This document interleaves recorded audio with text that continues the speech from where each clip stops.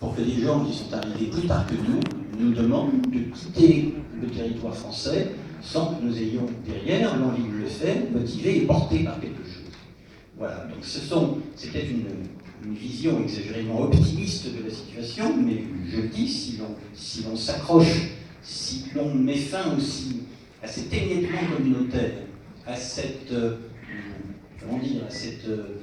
détestable manière que nous avons parfois, au moment précis où le coup de vent est le plus fort, de nous diviser sur des questions qui devraient faire consensus. Je pense à l'absurde situation dans laquelle se trouvent de plusieurs organisations communautaires qui vont à la même date, le 27 janvier, commémorer séparément l'anniversaire de la libération des camps nazis. Enfin, vous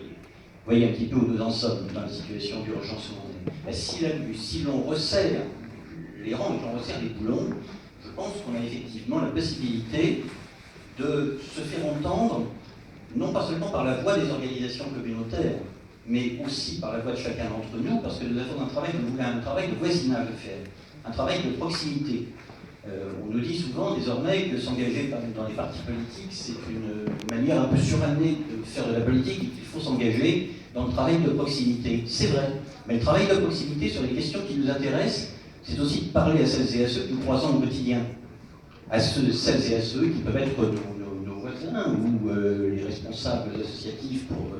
celles et ceux d'entre vous qui sont élus, les responsables associatifs de tous les domaines, mais pas seulement de celui qui nous intéresse, en leur faisant passer comme ça au fur et à mesure des petits messages, en corrigeant systématiquement tout ce que nous estimons biaisé. Et si l'on démultiplie ce travail par le nombre de personnes qui sont peut-être pas membres d'une association communautaire, mais qui en tout cas se sentent concernés par la situation dans laquelle nous nous trouvons, je pense qu'on arrivera à d'abord convaincre les pouvoirs publics qu'il y a encore mieux à faire dans la lutte contre l'antisémitisme, parce qu'il y a des progrès, notamment dans le traitement que la justice réserve aux actions qui sont introduites, et qu'on arrivera, peut-être pas à revenir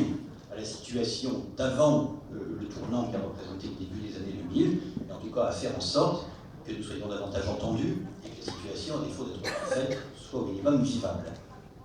Voilà, je vous remercie.